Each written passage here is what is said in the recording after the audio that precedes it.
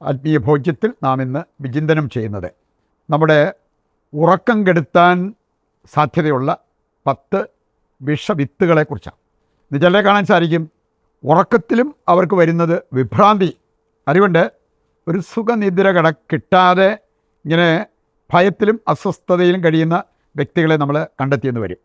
വചനത്തിലൂടെ കടന്നു പോകുമ്പോൾ നമുക്ക് കാണാൻ സാധിക്കും, എനിതിങ് ഓവർ ദ ലിമിറ്റ്, അത് അപകടകാരിയാണ് എന്നുള്ള ആ ഒരു സന്ദേശം. അതിന് വിട്ടാൽ ഏതും അപകടകാരിയായിട്ട് മാറും. ഉറക്കമായിരിക്കാം, ഭക്ഷണമായിരിക്കാം, സമ്പത്തായിരിക്കാം, അങ്ങനെയുള്ള കാര്യങ്ങളെല്ലാം ഈ ഒരു അവസ്ഥയിലേക്ക് നമ്മളെ കൊണ്ട് എത്തിക്കും എന്നുള്ളത് കർത്താവിൻ്റെ വചനം നമ്മെ പഠിപ്പിക്കുന്നുണ്ട്. പ്രഭാഷകൻ 31:20 വചനത്തിൽ നമ്മൾ കാണുന്നുണ്ട്, നിദ്രാരാഹിത്യം വരുത്തുന്ന ഒരു കാര്യമാണ് അമിത ഭോജനം.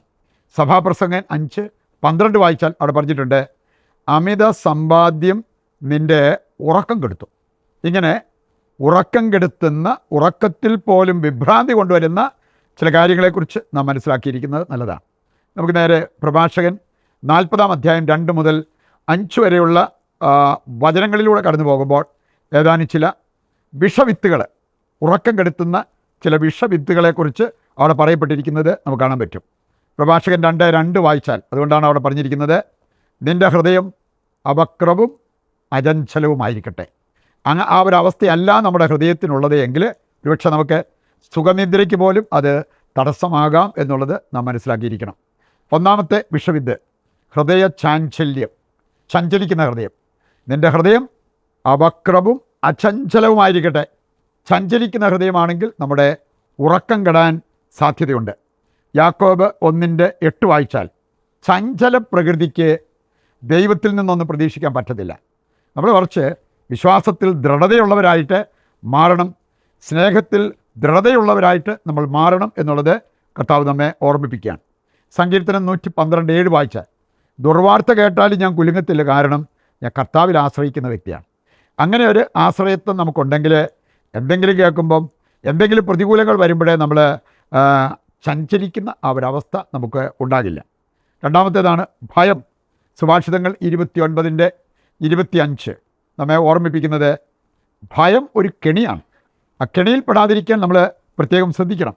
1 യോഹന്നാൻ 4:18 വായിച്ചു കഴിഞ്ഞാൽ അവിടെ പറഞ്ഞിട്ടുണ്ട്, ഈ സ്നേഹം വളർന്നതാണെങ്കിൽ അവിടെ ഭയത്തിന് ഇടമില്ല. പൂർണ്ണമായ സ്നേഹം ഭയത്തെ ബഹിഷ്കരിക്കുന്നു. ആ ഒരു വളർച്ച നമ്മുടെ ജീവിതത്തിന് ഉണ്ടാകണം. മൂന്നാമത്തെ കാര്യമാണ് ഉത്കണ്ഠ, ആകുലത. രണ്ടും ഏതാണ്ട് ചേർന്ന് പോകുന്ന കാര്യങ്ങളാണ്. മത്തായി 6:25 മുതൽ വായിക്കുമ്പോൾ അവിടെ പറഞ്ഞിട്ടുണ്ട്, ഉത്കണ്ഠ മൂലം ആയുസ്സിൻ്റെ ദൈർഘ്യം കൂട്ടാൻ നിങ്ങളിൽ ആർക്കെങ്കിലും പറ്റുമോ? പറ്റില്ല, നമുക്കറിയാം. അത് നമ്മുടെ ആയുസ് വെട്ടി ചുരുക്കത്തേ ഉള്ളൂ. പ്രഭാഷകൻ 30:24 വായിച്ചാൽ അവിടെ പറഞ്ഞിരിക്കുന്നതാണ്, അസൂയ, കോപം, ഉത്കണ്ഠ ഇവ ആയുസ് കുറയ്ക്കുന്ന കാര്യങ്ങളാണ്, വെട്ടിച്ചുരുക്കുന്ന കാര്യങ്ങളാണ് എന്ന് കർത്താവിൻ്റെ വചനം നമ്മെ പഠിപ്പിക്കുന്നു. നാലാമത്തെ വിഷവിത്താണ് കോപം, ക്രോധം. രണ്ടും ഏതാണ്ട് ഒരേ കാറ്റഗറിയിൽപ്പെട്ടതാണ്, കോപവും ക്രോധവും. പ്രഭാഷകൻ 1:22 വായിച്ചാൽ, അനീതിയായ കോപം അതിന് ന്യായീകരണമില്ല. അനീതിയായ കോപം അതൊരുപാട് നാശം വിതയ്ക്കും എന്നുള്ളത് വചനം പഠിപ്പിക്കുന്നുണ്ട്. സങ്കീർത്തനം 37:8 കോപത്തിൽ നിന്ന് അകലുക, ക്രോധം വെടിയുക, അവ തിന്മയിലേക്ക് നയിക്കുന്നവയാണ്. ഈ കാര്യങ്ങൾ വിഷവിത്താണ് എന്നുള്ളത് നാം തിരിച്ചറിയണം. അഞ്ചാമത്തെ കാര്യമാണ് അസൂയ. സുഭാഷിതങ്ങൾ 14:30 വായിച്ചാൽ, അസൂയ അസ്ഥികളെപ്പോലും ജീർണിപ്പിക്കാൻ ശക്തിയുള്ളതാണ്. വീണ്ടും നമ്മൾ കാണുന്നുണ്ട് ഉത്തമഗീതം 8:6 വായിച്ചാൽ, അസൂയ ശവക്കുഴി പോലെ ക്രൂരമാണ്. അതിലേക്ക് നമ്മുടെ ജീവിതത്തെ വിടാതിരിക്കാൻ നമ്മൾ പ്രത്യേകം ശ്രദ്ധിക്കണം. ആറാമത്തെ കാര്യമാണ് മത്സരബുദ്ധി, മാത്സര്യം. ഫിലിപ്പിയർ 2:3 മുതൽ വായിക്കുമ്പോൾ അവിടെ പറഞ്ഞിട്ടുണ്ട്, മത്സരബുദ്ധിയോടുകൂടി നിങ്ങളൊന്നും ചെയ്യരുത്. വേണേ ജീവിത പങ്കാളിയോടോ അല്ലെങ്കിൽ സഭാ നേതാക്കന്മാരോടോ ഒക്കെ നമുക്ക് മത്സരബുദ്ധിയോടുകൂടി പെരുമാറാൻ പറ്റും. നഷ്ടമാർക്കായിരിക്കും നമുക്ക് തന്നെ. മത്സരബുദ്ധി അത് നാശത്തിൽ നമ്മളെ കൊണ്ട് എത്തിക്കും. 1 സാമുവേൽ 15:23 പറഞ്ഞിരിക്കുന്നത്, മാത്സര്യം മന്ത്രവാദം പോലെ പാപമാണ്.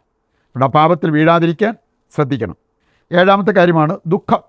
ദുഃഖം അനേകരെ നശിപ്പിച്ചിട്ടുണ്ട്, ദുഃഖത്തിന് അധീനരാകരുത് എന്ന് പ്രഭാഷകൻ 38:20 പ്രഭാഷകൻ 30:23 മുതലുള്ള വചനങ്ങൾ വായിക്കുമ്പോൾ അവിടെ നമുക്ക് കാണാൻ പറ്റും. എട്ടാമത്തെ കാര്യമാണ് വ്യഗ്രത. ചിലർക്ക് എല്ലാത്തിനെക്കുറിച്ചും വ്യഗ്രതയാണ്. പ്രഭാഷകൻ 38:24 വായിച്ചാൽ വ്യഗ്രത ഒഴിഞ്ഞാലേ ജ്ഞാനം സമ്പാദിക്കാൻ പറ്റും. വ്യഗ്രത ഒഴിയണം. 9-ാമത്തേതാണ് ദുരാശ, ദുർമോഹം. 2 പത്രോസ് 1:4 വായിച്ചാൽ ദുരാശ മൂലം ലോകത്തിന് വരാനിരിക്കുന്ന വിനാശത്തിൽ നിന്ന് നിങ്ങളുടെ ജീവിതത്തെ നിങ്ങൾ കാത്തു സൂക്ഷിക്കുക. അവസാനത്തെ 10-ാമത്തേതാണ് മദ്യപാനാസക്തി. സുഭാഷിതങ്ങൾ 23-ാം 29-30 വചനങ്ങൾ വായിക്കുമ്പോൾ ഈ മദ്യപാനം മൂലം വരാവുന്ന വിനാശത്തെക്കുറിച്ച്, അത് നമ്മുടെ ഉറക്കം കെടുത്തുന്നതിനെക്കുറിച്ചെല്ലാം അവിടെ പറഞ്ഞിരിക്കുന്നത് കാണാൻ പറ്റും.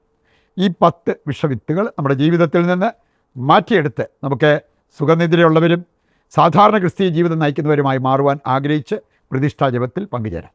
ഇന്നിൻ്റെ എല്ലാ പ്രാർത്ഥനാ നിയോഗങ്ങളും നിശബ്ദതയിൽ ദൈവകരങ്ങളിൽ ഏൽപ്പിക്കാം. കർത്താവ് നമ്മുടെ എല്ലാ ആവശ്യങ്ങളും നിറവേറ്റി നമ്മെ അനുഗ്രഹിക്കും എന്നുള്ള ആ ഒരു ശുഭാപ്തി വിശ്വാസത്തോടെ ദൈവത്തെ സ്തുതിച്ചുകൊണ്ട് ദിവ്യകാരുണ്യത്തിൻ്റെ ആശീർവാദം നമുക്ക് സ്വീകരിക്കാം. യേശുവേ നന്ദി, ഹല്ലേലൂയ. കർത്താവേ, ഞങ്ങളുടെ എല്ലാ പ്രാർത്ഥനാ നിയോഗങ്ങളും അവിടുന്ന് സ്വീകരിക്കണമേ. ഞങ്ങൾക്ക് നന്മയാകുന്നത് നൽകി അനുഗ്രഹിക്കുവാൻ തിരുവുള്ളമാകണമേ. യേശുവേ നന്ദി, യേശുവേ സ്തുതി.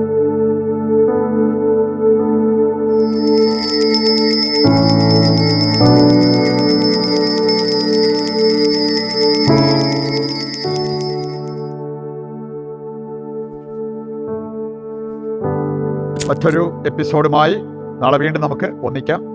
ദൈവം നിങ്ങളെ സമൃദ്ധമായി അനുഗ്രഹിക്കട്ടെ.